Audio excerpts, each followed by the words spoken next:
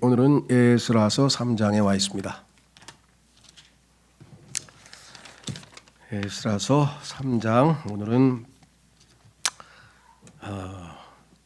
영적인 회복의 단계, 그렇죠? 이스라엘 백성들이 이제 바벨론에서 포로가 됐다가 하나님의 특별하신 자비로 이제 돌아오게 됐는데, 다만 다 돌아온 것은 아니고요. 첫 번째 돌아온 사람들은 약 5만 명 가까이가 돌아와서 이제 성전을 건축할 그런 계획을 세우고 있습니다. 그래서 이제 한 10개월인가요? 뭐 한 7월 달이니까 아마 7, 8개월 어느 정도 시간이 흘러서 뭐랄까요? 건축 재료들을 이제 다 모았죠. 그래서 어느 정도 건축 재료가 모아져서 이제 참 의미 있는 날, 그렇죠?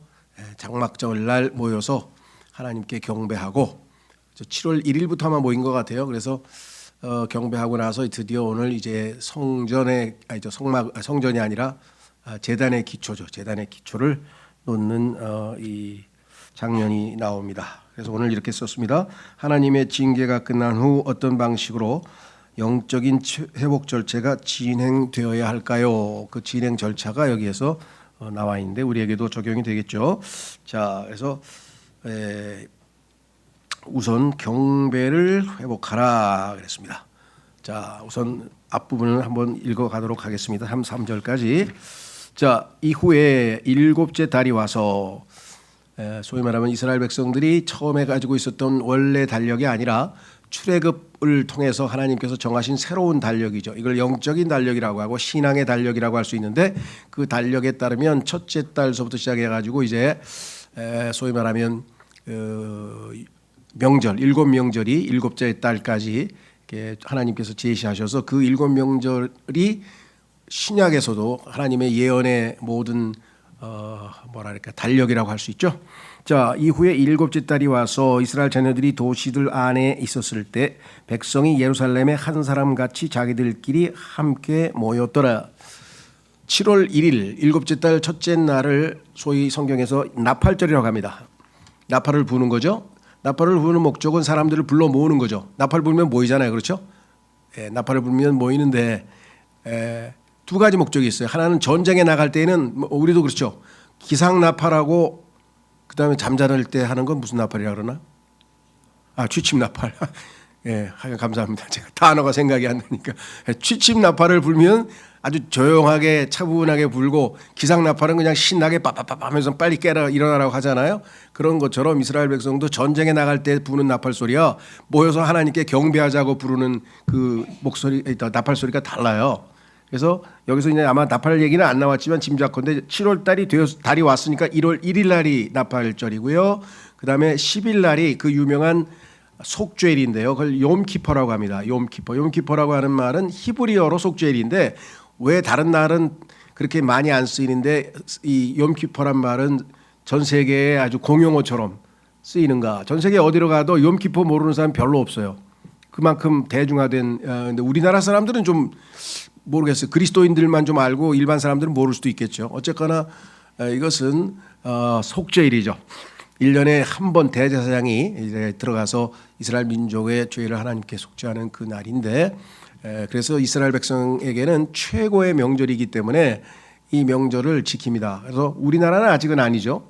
근데 서양에서 유대인들의 입김이 좀 센 지역이 많아요. 그렇죠. 유대인들의 입김이 워낙 유대인들이 경제적인 파워가 있다 그러니까 입김이 센 나라에서는 욤키퍼를 휴일로 만드는 데 있어요. 우리는 지금 4월 8일 그 불교 신자가 우리나라가 많으니까 초파일 쉬죠, 그렇죠? 그다음에 이 크리스마스 쉬고, 그다음에 10월 3일 날은 또 우리 뭐 민족의 또 종교니까 또 그 뭐 개천절도 쉬고, 그다음에 다른 종교는 안 쉬죠. 뭐 아랍 종교라든가 뭐 유대교라든가 이럴 때는 명절을 하는 것 같지는 않아요. 어쨌거나 이건 모였습니다. 그때 요사닥의 아들 예슈아와 제사장들인 그의 형제들과 세알티엘의 아들 스룹바벨과, 그러니까 제사장 예슈아는 이제 소위 말하면 제사장이고요. 여기 나온 스룹바벨은 정치 지도자죠. 그의 형제들이 일어섰고 이스라엘의 하나님의 제단을 쌓았으니 하나님의 사람 모세의 율법 안에 기록되어 있는 대로 그 위에 번제물들을 바치려 함이더라. 그리고 그들의 제단은 그의 밑받침들 위에 세웠더라. 이는 그 지방들의 백성으로 인해 그들 위에 두려움이 있었기 때문이라. 그리고 그들은 그 위에서 주께 번제물들을 바쳤으니 바로 아침과 저녁에 드리는 번제물 드리라. 하나님께서 이 제단을 만들어서 제사가 시작된 이래로 영원토록 꺼지지 않는 불. 그래서 항상 아침 저녁으로 희생물을 바치고 그 불은 꺼트리면 안 됩니다. 그래서 그것은 우리가 지옥불을 예표하고 있다 그랬죠. 영원히 불타는 곳. 그런데 그 지옥불에는 항상 하나님의 속죄 허물이신 예수 그리스도께서 우리를 대신해서 죽으셨다고 하는 사실, 희생되었다는 사실 우리가 늘 상기해야 되는 그 지점이죠. 그래서 하나님께 나아갈 때는 반드시 여기서부터 출발해야 됩니다. 자, 그래서 우리는 앞부분에 조금 이렇게 썼습니다. 교재에 비록 성전은 아직 없지만, 아직 성전은 못 지었죠. 성전은 좀 재료도 들어가고 시간이 많이 걸리는 거니까. 그렇다고 해서 예배를 중단할 수는 없잖아요. 그래서 제단을 쌓고, 이 제단을 쌓는 게 창세기 4장에 보면은 누굽니까? 아벨과 카인도 하나님 앞에 제물을 바쳤죠. 그다음에 창세기 8장에 가면은 노아도 제단을 쌓고 하나님께 제물을 바친, 희생물 바친 사건이 성경에 나오죠. 예. 그다음에 또 창세기 12장에 보면은 그 아브라함이 저 멀리 갈대아 우르 고향에서 하나님께서 지시하신 그 가나안 땅으로 들어오자마자 제일 먼저 한 게 제단을 쌓았잖아요. 창세기 12장 7절에. 또 우리도 마찬가지입니다. 이삭도 마찬가지고, 신앙생활의 첫 번째는 우리가 하나님 앞에 나아가서 경배를 드리는 것이겠죠. 희생물로 우리 자신을 내어 드리는 겁니다. 그래서 하나님께 제물을 바칩니다. 이것은 마태복음 6장 33절에 해당합니다. 그 얘기는 뭐냐면, 영적으로 우리가 적용하자면 너희는 먼저 하나님의 왕국과 그의 의를 구하라 그랬잖아요. 그렇죠? 우리 신앙생활에서의 첫 번째는 하나님으로부터 시작된다라고 하는 의미에서 마태복음 6장 33절에 해당됩니다. 자녀들을 자신들을 위해서는 물론, 자기 자신들을 위해서는 물론 주변에 있는 사람들에게 증인의 역할을 하기 위해서도 경배는 꼭 필요합니다. 우리 자신들을 위해서 하나님 앞에 나아가서 하나님으로부터 우리가 힘을 얻고 하나님으로부터 출발하는 신앙생활이라는 점에서도 필요하지만, 이것을 본 이방인들, 주변에 있는 사람들이 저 사람들이 하나님을 섬기는 사람이구나 하고 하는 하나님의 증인의 역할을 우리가 할 수가 있다, 이런 뜻이겠죠. 자, 그 다음에 이제 두 번째는요, 아마 속죄일에 대한 명절 두 개는 언급이 없어요. 1일날 10일에 대한 언급은 없고, 이제 14일날 시작되는 뭐라 그러나요? 14일인가 15일인가 그 장막절, 마지막 장막절, 추수에 대해서 감사하고 광야에서 지낸 것들에 대한 하나님에 대한 감사하는 특별한 날이죠. 그래서 4절에 그들은 또한 장막절도 그것이 기록된 대로 지켰고, 장막절을 지키는 방법에 대해서는 성경에 여러 곳에 써 있는데 특히 레위기에 자세히 써 있죠. 23장에 보면 그 7절기를 어떻게 지키라고 하는 것이 자세히 써 있습니다. 자, 그래서 7명절에 대한 얘기가 레위기에 나와 있는 그대로, 즉 하나님께서 율법에 기록된 대로 지켰고, 이게 중요하죠. 항상 성경대로 써 있는 대로 해야죠. 그렇죠? 어떤 분이 이 설교하다가 재밌는 예화를 들었는데 그래도 이렇게 우리에게 어필이 되는 것 같아서 제가 아직도 기억하고 있는 것 같아요. 오래전에 들은 건데, 그게 뭐냐면, 나이가 드니까, 이제 이 양반도 아마 나이가 드니까 가끔 가다가 자기가 이제 집으로 가는 지하철을 타잖아요. 그럼 자기의 그 습관이 있을 거 아니에요. 항상 내려서 이렇게 해서 이렇게 해서 이렇게. 그래서 어느 날에 이렇게 가다 보니까 자기 집하고 반대 방향으로 써 있더라는 거예요. 그럴 리가 없는데, 내가 항상 일로 다녔는데 라고 그냥 갔을까요? 그럼 큰일 나는 거죠. 왜? 써 있기를 반대로 써 있는데 자기가 틀린 거 아니에요. 그렇죠?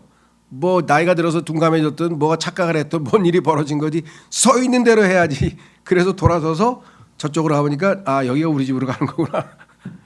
성경도 맞아요. 성경에 써 있는 대로 해야지, 성경에 써 있는 대로 안 하고 지멋대로 하고 나서 하나님 말씀을 지켰다고 엉뚱한 소리를 하고 하면 안 되겠죠.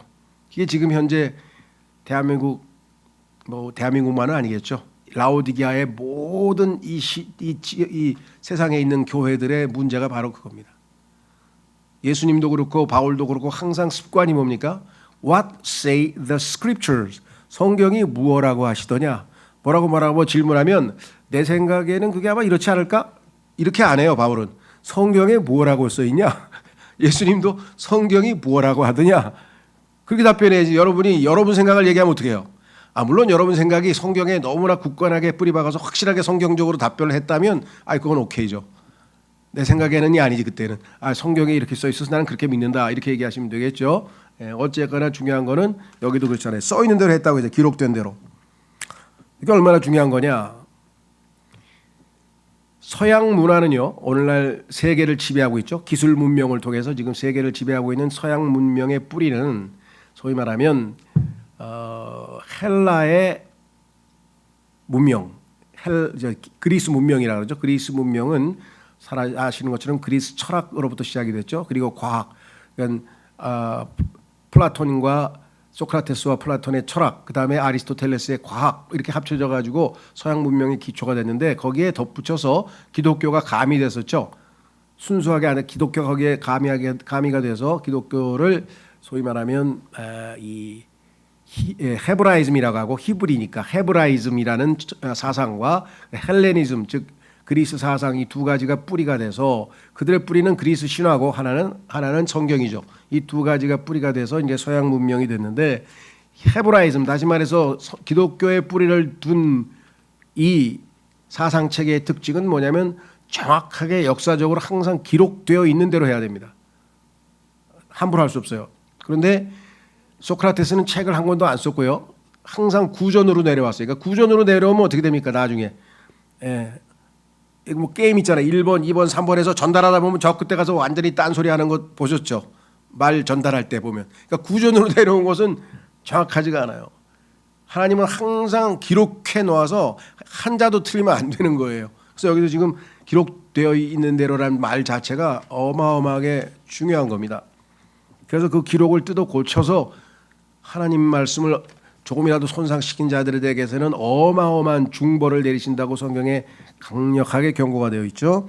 자, 그래서 4절 그들은 또한 장막절도 그것이 기록된 대로 전에 내려오는 대로 아니고 기록된 대로 지켰고 관례에 따라 날마다 요구되는 의무로 매일의 번제물들을 수량대로 바쳤더라. 그리고 난 후에 지속적인 번제물들을 바쳤는데 세 달들에 속하는 번제물들과 매달 첫째 일, 매달 1일 하나님께 예물을 바치는 규례가 있었고요. 자, 그 다음에 주에 성별되고 정해진 모든 명절들에 속하는 번제물과 명절 7개가 있죠.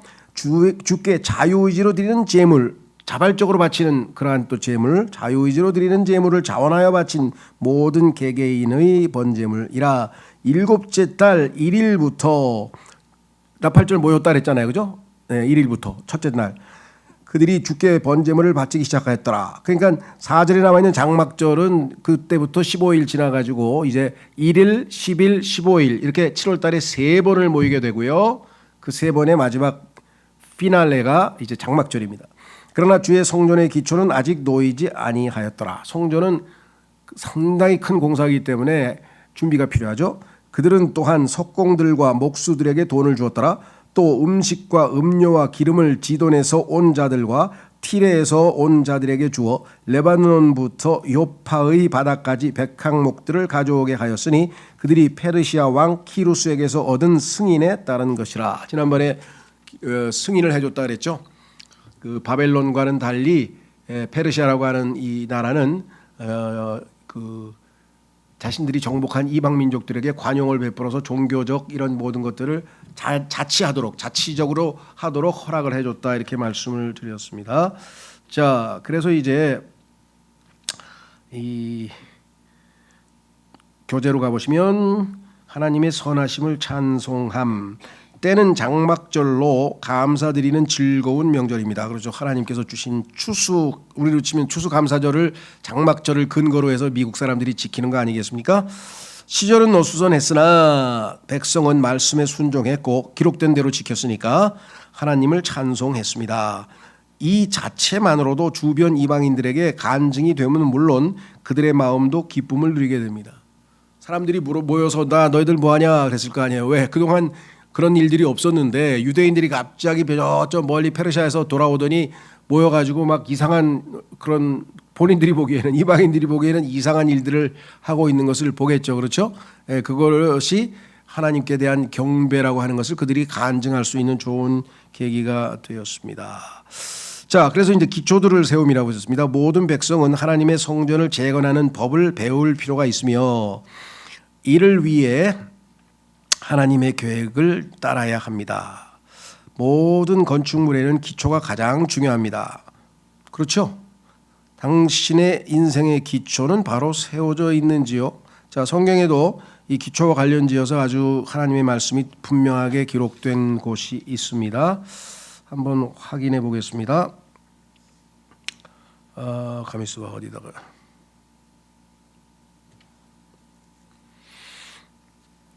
예, 시편. 제가 성경물은 여기다 안 적어놓은 모양이네. 시편 11편인가 한번 찾아보고요. 제가 지금 기초가 무너지면 이렇게 머릿속에 있다가 네, 11장 3절이네요. 시편 11편 11장 3절에 거기에 아주 의미심장한 말이 기록되어 있습니다. 시편 11편 3절 기초들이 무너지면 의로운 자가 무엇을 할 수 있으랴. 우리도 신앙의 기초 그렇죠. 하나님과의 관계 회복이죠. 죄사함 그리고 구속 그렇죠. 생명을 얻음. 여기서부터 이제 하나님과 관계가 회복이 되고 거기서부터 신앙생활이 시작되는 거죠. 물론 더 엄격하게 교리적으로 얘기하자면 우리의 기초는 당연히 예수 그리스도시죠. 그래서 예수님께서 모퉁이 돌이시잖아요. 모퉁이 돌 건축 질 때 주님의 몸된 교회가 세워질 때 예수님께서 모퉁이 돌 산돌이시고 우리는 살아있는 돌들로 거기에 세워진다고 했으니까 교리적으로 설명하자면 당연히 예수 그리스도시고요. 자, 그래서 우리는 영적으로 우리가 이 필요하다고 말씀을 드렸습니다.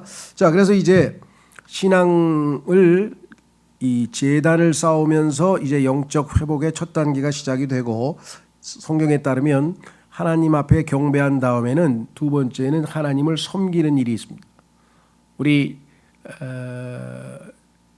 지난번에 요한복음 12장 교회 주님의 갈망이라고 하는 설교에서도 거기에서도 보면은 경배와 그다음에 섬김이 뒤따랐던 것을 경배에 이어서 섬김이 뒤따랐던 것을 우리가 보게 되고요. 그다음에 이 모든 것들은 혼자 하는 것이 아니라 함께 하는 거라고 말씀드렸죠.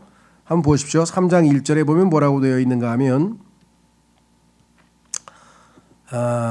거기에 무슨 표현이 들어있을까요? 3장 1절에 함께 모였더라. 여기 나와 있네요. 함께 모였더라.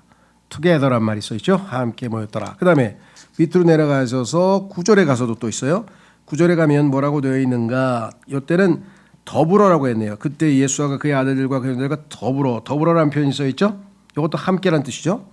그 다음에 11절에 가서도 함께 찬송했다. 그런즉 그들은 계통별로 함께 주께 찬송하고 신앙생활은 결코 혼자 할 수 없는 거라는 것을 우리가 다시 한번 하나님 말씀 통해서 확인을 해 봅니다. 그렇죠? 자, 그래서 이제 우리는 이제 드디어 하나님을 섬기고 이제 하나님께 이 일을 하는 장면으로 갑니다. 8절에 갑니다. 이제 그들이 예루살렘에 있는 하나님의 집에 돌아온 지 둘째 해 둘째 달이 되었을 때, 자, 첫째 해 일곱째 달 아까 우리 상황을 봤었고요. 이제 그 동안에 몇 개월이 지났죠. 7, 8개월 지난 다음에 이제 둘째 달이 되었을 때 세알티엘의 아들 수룹바벨과 요사닥의 아들 예슈아와 제사장들과 레위인들인 그들의 형제들 중 남은 자들과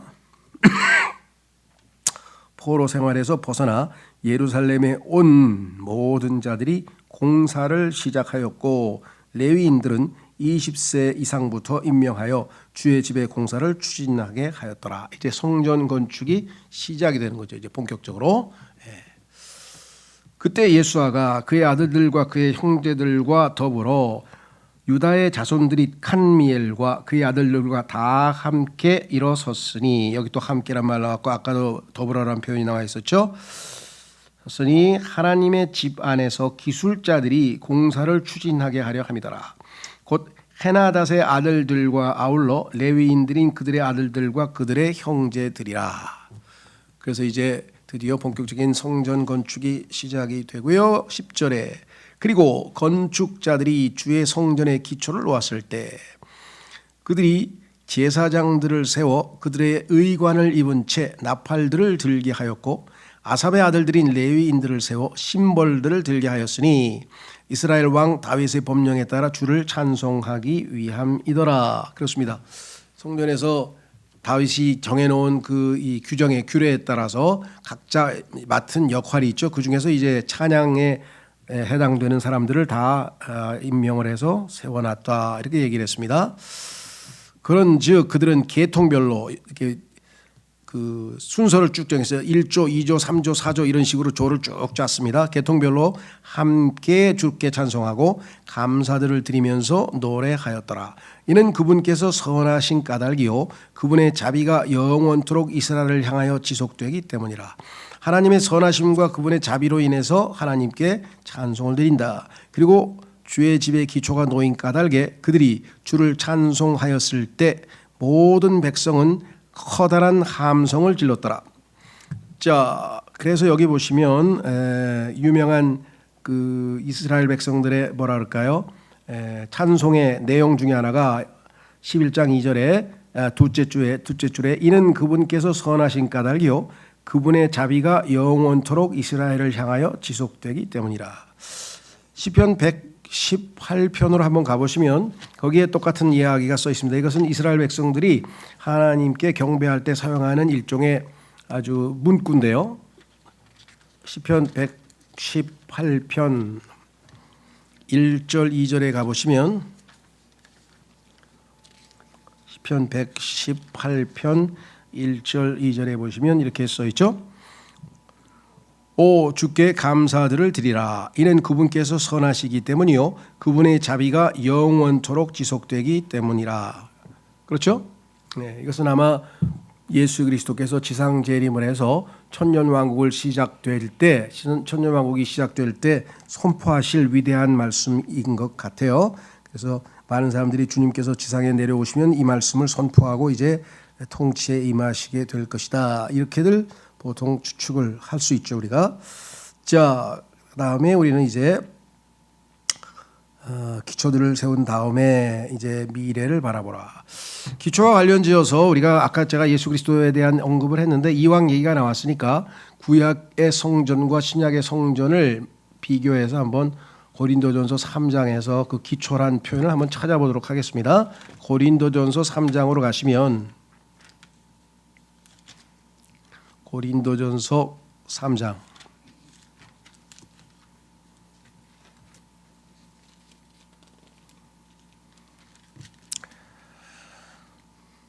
고린도전서 3장 여기에 보면 교회가 건축물이라 빌딩이라는 표현이 나오죠. 9절 이는 우리가 하나님과 함께, 여기도 함께란 말이 나왔네. 함께 수고하는 자들이기 때문이라. 너희는 하나님의 농작지요 너희는 하나님의 건축물이로다. 농작지니까 거기서 농사를 짓고 건축물이니까 건축을 하는 거죠.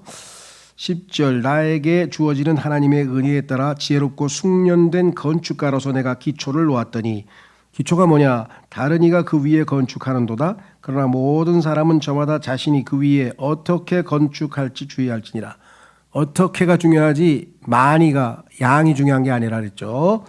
이는 놓여있는 기초 외에 다른 기초를 놓을 수 있는 사람은 아무도 없기 때문이라. 그 기초는 예수 그리스도시라 그랬죠. 아까 모퉁이돌이라고 말씀드렸고요. 자, 다시 돌아오시면 마무리를 짓겠습니다. 에스라서 3장 12절 13절에 보시면 하나의 뭐라 그럴까요? 있을 수밖에 없는 그런 현상이 하나 벌어졌는데, 뭐 글쎄요, 세대차라고 할 수도 있겠고요. 자, 여기 보니까 백성이 커다란 함성을 질렀어요.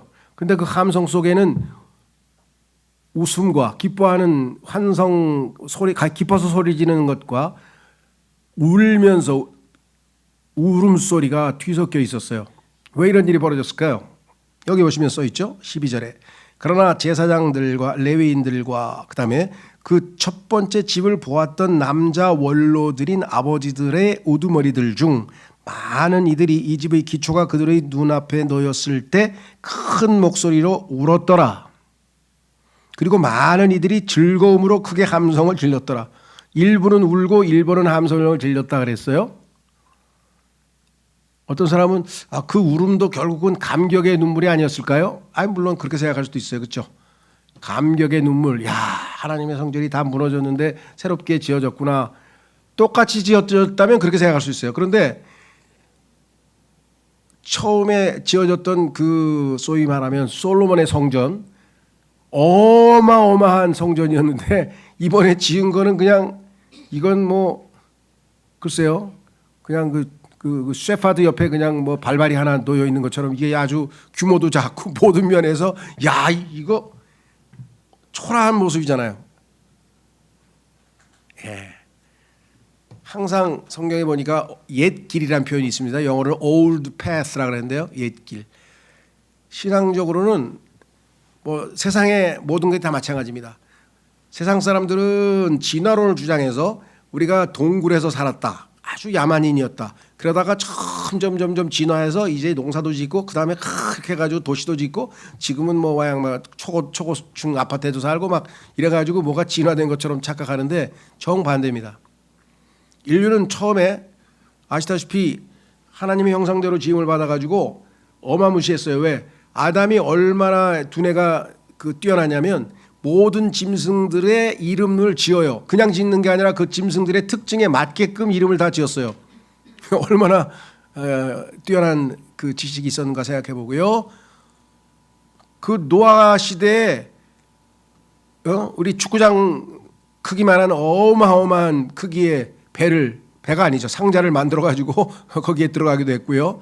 예. 그러니까 생각해 보세요.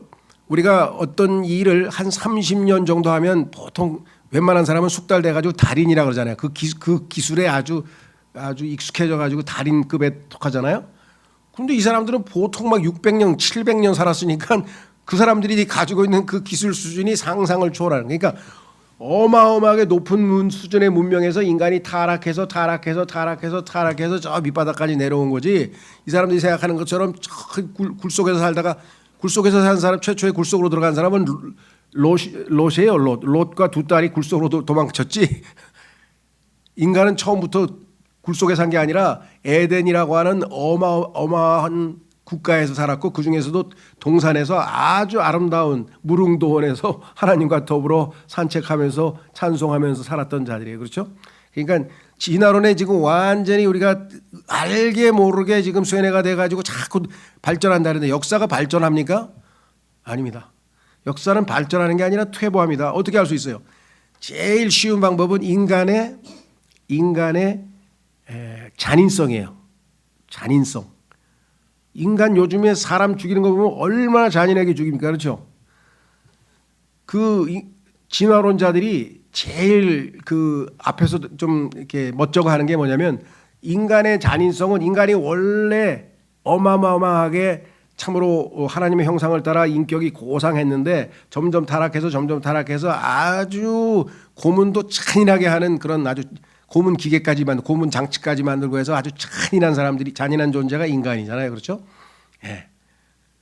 그러니까 어떻게 인간이 진화했다고 짐승들은 자기 자식들이 자기 가족들이나 이런 사람들 그렇게 잔인하게 죽이지도 않고요. 그러니까 그 잔인성이라고 해서 봤더니 진화가 된 게 아니라 점점 밑으로 올라간 게 아니라 밑으로 내려갔다고 하는 사실을 본인도 과학적으로 인정하지 않을 수가 없는 거죠.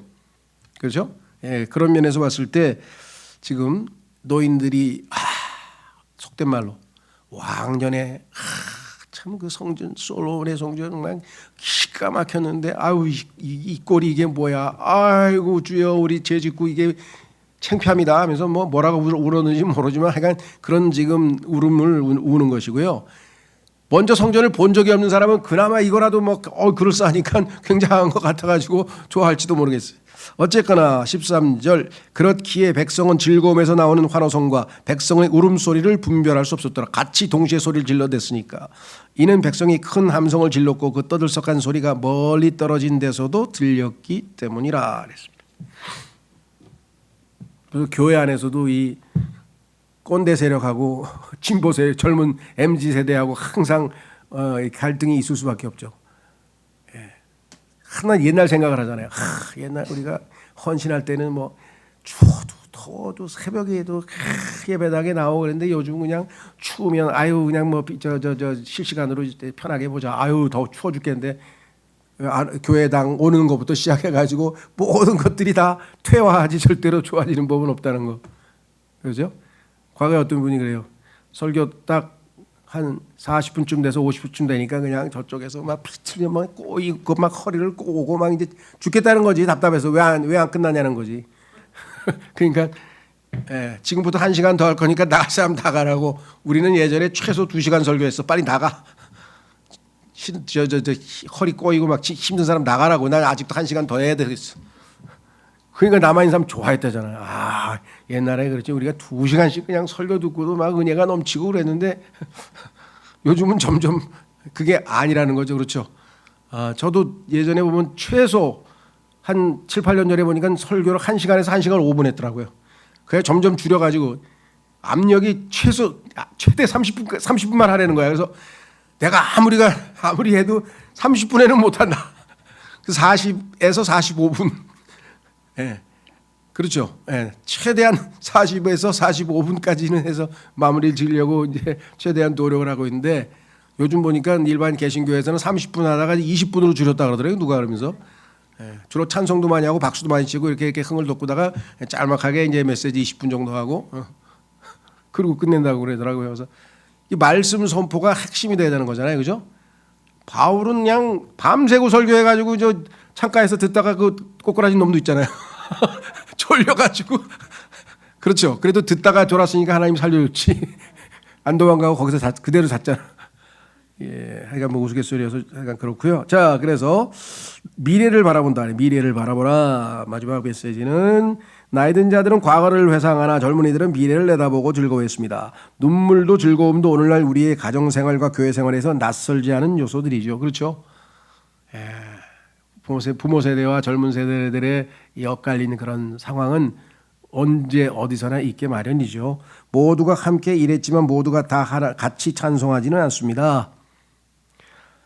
과거에 집착하면 미래의 영광을 놓치게 됩니다. 그래서 이때는 빨리 과거에는 감사하지만 지금 현재도 하나님께서 이렇게까지 쫓겨갔던 자들을 되돌려서 회복시켜 주신 것에 대해서 진심으로 감사하는 거죠. 교회도 마찬가지입니다. 갈 교회가 없어. 왜 없어요? 온 천지가 교회인데. 자기가 생각하는 기준에 안 맞는다 그러는데 그런 기준에 맞는 교회가 어디 있어요? 어떤 분이 그러더라고. 그런 교회는 없어요. 왜? 당신이 그 교회에 가는 순간 그 교회가 당신 수준으로 떨어진다니까. 수준이. 그죠? 그럼 어디를 가겠어요? 그냥 있는 데서 웬만하면 물론 특별한 이유가 있을 때는 또 교회는 당연히 또 선택을 해야 되겠지만요. 자, 그래서 우리는 오늘 그 PS는 우리에게 영적으로 적용하자는 얘기입니다. 당신은 과거를 바꿀 수는 없습니다. 그러나 과거는 당신을 바꿀 수 있습니다. 이게 하나님의 교훈이에요. 과거의 쓰라린 체험을 통해서 우리가 뭔가를 배우면 바꿀 수 있어요. 근데 놀랍게도 인류의 역사는 안 그래요. 지금 하마스 전쟁도 있지만 우크라이나 전쟁도 있고 전쟁을 경험했으면 전쟁은 절대로 해서는 안 되는 거라는 걸 알 텐데 그렇죠? 아닙니다. 그래서 누가 했는지 모르겠어요. 사르트르가 했는지 하이데거가 했는지 하여간 그 유명한 그 철학자가 명문을 하나 남겨놨는데 뭐냐면 인류의 역사는 인류가 역사로부터 아무것도 배우지 못한다는 사실을 명확하게 증명합니다. 그렇죠. 역사의 우를 되풀이하잖아요. 또 되풀이하고 또 되풀이하고 또 되풀이하고. 악순환이에요. 악순환. 여기서 탈출하는 길은 예수 그리스도를 믿고 여기서 세상으로부터 구출되는 수밖에는 없는 겁니다. 당신을 더 나은 방향으로 이끌 수도 있는 반면 과거가 당신의 미래의 방해꾼이 될 수도 있습니다. 과거의 실수를 하나님께 내려놓고 믿음으로 미래를 바라보시기 바랍니다. 우리가 얻을 수 있는 영적인 교훈이겠죠. 자, 오늘 주신 말씀 통해서 주님 앞에 기초를 단단하게 놓게 해주셔서 감사한 예수 그리스도 위에 세워지게 해주심을 감사드리고 이제 계속해서 영적인 전으로 지어져 가서 주님을 섬기고 미래를 바라보며 소망 가운데 살아가게 해주십시오. 다 같이 기도하겠습니다.